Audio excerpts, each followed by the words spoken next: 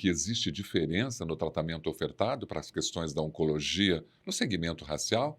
Eu sou Rômulo Contígio e esse é o Onconecta Podcast, o podcast da área da oncologia da Eurofarma. Hoje, entrevistando a doutora Abna Vieira, que vai responder para a gente. Existe diferença no tratamento ofertado, doutora? Existe baseado na biologia da doença, mas não existe um tratamento diferenciado de acordo com a cor do paciente. Mas isso é uma coisa que a gente muito se questiona, porque eu não tenho estudos, a verdade é essa. A maioria das pesquisas em oncologia do mundo são feitas nos Estados Unidos, né? A gente sabe disso, os estudos com as drogas. E apenas 3 a 5% de todos os pacientes incluídos nesses estudos clínicos são negros. As pesquisas levam em consideração as questões étnicas? Deveriam. Antes não levava tanto, mas a partir desse movimento, desse Black Lives Matter, o FDA, que é como se fosse a nossa Anvisa aqui, Sim, né, o FDA. órgão que regulariza a liberação das medicações dos Estados Unidos, tem lançado editoriais para aumentar a diversidade na pesquisa clínica. A própria Eurofarma conquistou o FDA recentemente. Isso, justamente com essa intenção de estudar isso. Se o meu paciente não está representado, eu não posso dizer que aquela droga funciona para ele, né? E só 3 a 5% dos pacientes de todos os estudos clínicos serem negros, isso tira respostas. A farmacodinâmica é a mesma? A farmacocinética é a mesma? A resposta é: eu não sei, porque eu não tenho dados. Nossa, então a gente falando de câncer, então o tipo de câncer, determinando em relação à etnia, tudo isso está interferindo, né? Eu tenho um tipo de câncer relacionado a determinada etnia. Como que é isso? Não é um tipo de câncer relacionado, mas são fatores de risco, E né? a questão econômica interfere? A questão econômica está intricada, Tá né, interligada. Romo? Como eu disse, se a gente não tem promoção e prevenção de saúde, se eu não tenho acesso à dieta adequada, à atividade física, à vacinação, eu vou ter um maior fator de risco para esses cânceres, né? E não o simples fato do paciente ser negro. Tem alguns estudos que tentam investigar isso. Por exemplo, paciente negro com câncer de próstata tem uma mortalidade maior do que o paciente branco. Então, tem alguns estudos que tentam investigar. Porque a doença é pior no paciente negro? Nada ainda foi provado, né? O câncer de mama. As pacientes negras com câncer de mama têm uma mortalidade 40% maior do que as pacientes brancas. E isso também foi investigado. É porque a doença é pior nas pacientes negras. Apesar delas terem esse tumor triplo negativo mais frequentemente do que as brancas, quando a gente faz a conta, ela não fecha. Então, não justifica os 40% a mais de mortalidade, né? E aí a gente não pode dizer que é por alteração genética se a gente não tem esses estudos. Tem um outro estudo que saiu ano passado até no Congresso de Câncer de Mama, que é o San Antonio Breast Cancer, que acontece todo ano, que a doutora Lori Pearce, que é a médica negra que foi presidente da ASCO, ela é radio-oncologista e ela apresentou esse estudo, que é um estudo que viu a assinatura molecular do tumor de mama. E a partir da assinatura molecular do tumor, ela quis ver se as pacientes com câncer de mama que tinham feito aquela assinatura molecular negras tinham um câncer mais agressivo do que das pacientes brancas. E o estudo foi negativo, não houve diferença, né? Lógico, tem algumas críticas, foi um estudo retrospectivo que ela viu, fez essa avaliação no estudo que já tinha sido feito, e a representatividade, novamente, quando a gente vai ver desses estudos, dessas mulheres que tinham feito essa avaliação genômica no tumor, apenas 6% eram negras. Os fatores de riscos para essa comunidade negra, eles interferem na relação disso tudo? Com certeza, os fatores de risco com certeza interferem. Até os estudos levam em consideração o CEP do paciente, o ambiente que ele vive, para justificar aquela incidência maior do câncer naquela área. Tudo isso está relacionado. Então, assim, quando a gente olha essa parte, a questão social está muito interligada, né? Mas não é só a questão social, né? Quando a gente pensa nas terapias, por exemplo, né, porque o acesso hoje à saúde para uma comunidade pobre, o negro, a gente sabe, existe uma pobreza maior, né, no mundo para a comunidade negra, então o acesso a um tratamento adequado se torna mais difícil. Sim, sim. A gente tem, dados de acesso, e isso é claro, né, por exemplo, a campanha que todo ano tem, que é Outubro Rosa, que imediatamente pós Outubro Rosa aumenta o número de mamografias e de ultrassons de mama, e é essa mesma intenção, né, e além de estimular as mulheres a prevenirem com atividade física, mudança de estilo de vida, entre outras coisas. Mas esse número aumenta mais para as mulheres brancas. Então, assim, essas campanhas, elas estão atingindo qual público, Sim. né? Elas estão... eu aumento o número de pacientes que aderem a ela, mas eu não aumento proporcionalmente para todas as pacientes. Você vê o número de profissionais como você trabalhando nessa causa, melhorando as condições de orientações e informações sobre o câncer para a comunidade negra? Somos poucos, né? E aí você entrou num cenário que é muito importante, que é a representatividade, né? Então, assim, eu não consigo mudar a realidade se eu não tiver diversidade também dentro daqueles espaços, né? Então, a gente começou a falar muito disso depois que a Sociedade Americana de Oncologia teve uma presidente negra. Né? Antes disso, as mulheres negras já morriam 40% mais do que as brancas, né? As mulheres negras já não eram representadas nos estudos, mas foi preciso ter uma médica negra presidente da sociedade para isso se tornar visibilidade. Felizmente, a gente está aumentando em número. A gente tem um dado do censo demográfico da medicina, que é um dado que sai todo ano da pesquisa do professor Mário Schaeffer, da USP. E esse dado da raça dos médicos só começou a ser coletado em 2020, Nossa, né? é muito recente. Exato. E aí, quando a gente vê de todos os médicos que são formados, 3% são negros. Quando a gente fala de terapias, por exemplo, a gente fala muito, as pessoas têm medo da quimioterapia, da hormonioterapia, imunoterapia. A comunidade negra, ela tem acesso a essas terapias? Há uma diferença no fato racial em relação a todo esse tratamento? De novo, a gente está falando de acesso, né? Tá. Então, assim, a gente tem, infelizmente, uma diferença do público para o privado, né? E a gente sabe que a maior população usuária do SUS, 70% dos usuários do sistema público é negro, e com isso eu tenho um acesso diferente para essas terapias. Mas mesmo no privado, quando eu tenho acesso, eu tenho faltam algumas informações, alguns desconhecimentos em relação a isso. Por exemplo, quimioterapia, todo mundo sabe que pode cair imunidade, né? Que dá neutropenia.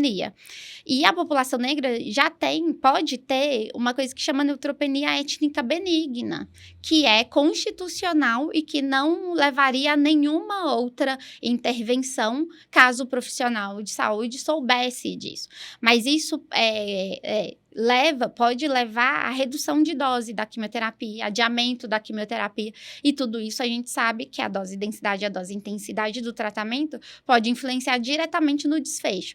Então, quando a gente vê esses estudos que mostram essa diferença de mortalidade, a mortalidade maior para a população negra, não é só por falta de acesso, é também porque recebe tratamento diferente, recebe menos quimioterapia, menos radioterapia, menos tratamento local com cirurgia, né? E tudo isso pela falta de conhecimento da assistência. Imagina, então, a atuação prática dessas terapias numa popularidade negra, ela é insuficiente, né? Então, assim, isso acaba debilitando mais a resposta deste Exato, exato. paciente. Acho que é isso. A questão é a resposta, né? Eu perco a dose densidade e a dose intensidade do tratamento, né? Quando eu não tenho esse conhecimento. E isso influencia diretamente no desfecho da doença. Por que você escolheu essa causa para trabalhar como médica oncológica, da oncologia? É, por causa do que eu já disse, né? Eu sou uma mulher negra e eu acho que todos merecem ser tratados da melhor forma, né? Eu vou usar o slogan da ASCO, do Congresso de 2020, que foi saúde e tratamento oncológico em todo lugar, em qualquer hora, para todas as pessoas, né? Os pacientes, eles têm que ter acesso a todo tipo de tratamento, né? Com tanta relevância de tudo que você acabou de dizendo, que é super importante, eu acho que realmente você trabalha nessa representatividade. Quais seriam as propostas de melhoria para a gente poder ter acesso e diminuir essa disparidade? A gente só falou dos problemas, né? Mas a É. gente tem soluções. Então, acho que começa com a representatividade, não tem como falar diferente. E até saiu um estudo agora, em julho de 2023, na revista JAMA Open, que mostra a importância dessa representatividade. Eles conseguiram mapear os condados americanos e na atenção primária à saúde, que é a nossa UBS, e para cada médico negro a mais, para cada 10% de médico negro a mais na atenção primária à saúde, aumentou em 31 dias a expectativa de vida da população negra, né? Então, assim, esse dado, para mim, ele é sensacional. Então, representatividade aumenta a expectativa de vida daquela população. Então, acho que a primeira coisa é isso. A segunda coisa é posicionamento, né, Romulo? Então, assim, as sociedades, elas precisam se organizar, elas precisam, é por isso que existe comitê de diversidade, é por isso que existe o RACE, a gente precisa ter os nossos dados, os dados nacionais e saber o que é a nossa realidade, né? E a outra coisa é ter um estudo que é muito bonito também, 2 estudos, aliás, que saíram, um no JCO, que é o jornal da Sociedade Americana, que a intenção dele foi reduzir o tempo de tratamento, o tempo para cirurgia de pacientes negros com câncer de pulmão e câncer de mama. Que os pacientes negros, a gente já sabe, têm um tempo maior para serem operados. E eles fizeram 3 intervenções que são muito fáceis de reproduzir. Não falo que as intervenções são fáceis, mas elas podem ser reproduzidas.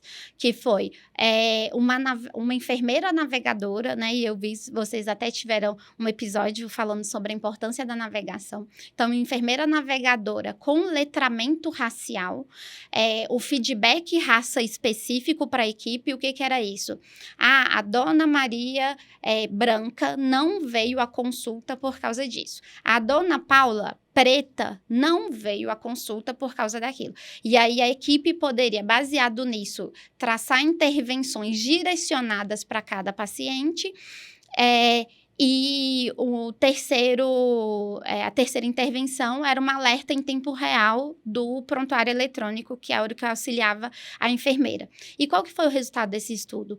No fim, eles conseguiram reduzir o tempo de cirurgia para os pacientes negros e para os pacientes brancos, né? Então, assim, quando a gente melhora a diversidade, quando a gente tenta reduzir a disparidade, eu não melhoro só para aquela população que é meu alvo, eu melhoro para a sociedade como um todo, né? Tem até uma frase que é muito bacana da Angela Davis, que ela fala que é quando uma mulher negra se movimenta, toda a sociedade se movimenta junto com ela. E é o resultado desse estudo, para mim. E um outro estudo, que esse saiu um pouco mais recente, ele foi uma análise secundária de um estudo em câncer de próstata, e como eu já disse, os pacientes negros com câncer de próstata, eles têm uma mortalidade maior do que os pacientes brancos, e a intenção desse estudo foi tentar ver se os pacientes são tratados dentro de um protocolo de estudo clínico, que a gente sabe que são bem rígidos, né? Até por isso a FDA está tentando aumentar a diversidade e reduzir essa rigidez toda dos protocolos. Mas se o paciente é tratado dentro de um protocolo de estudo clínico, eu consigo diminuir essa diferença de mortalidade entre brancos e negros? E a resposta foi sim. Então, quando eu uso protocolos bem estabelecidos, eu reduzo a disparidade, eu diminuo a diferença de mortalidade entre uma população ou outra, né? Então, assim, a gente tem soluções, né? A gente consegue reverter essa realidade. Não é uma coisa que está acima da gente. Espero que essas melhorias sejam sabe, chegam rápidos para a gente, né, para todo mundo, para a população, porque realmente o que você está fazendo é importante, é válido, é necessário. No começo, eu falei sobre essa questão da comunidade desconhecer um pouquinho até o chamamento, preto ou negro. Para a gente fechar o Conecta de hoje, me diz, qual seria a forma correta? Isso é ótima essa pergunta, Rômulo, porque eu sempre recebo. E assim, e às vezes eu recebo de colegas por WhatsApp, porque eles não sabem como se direcionar ao paciente.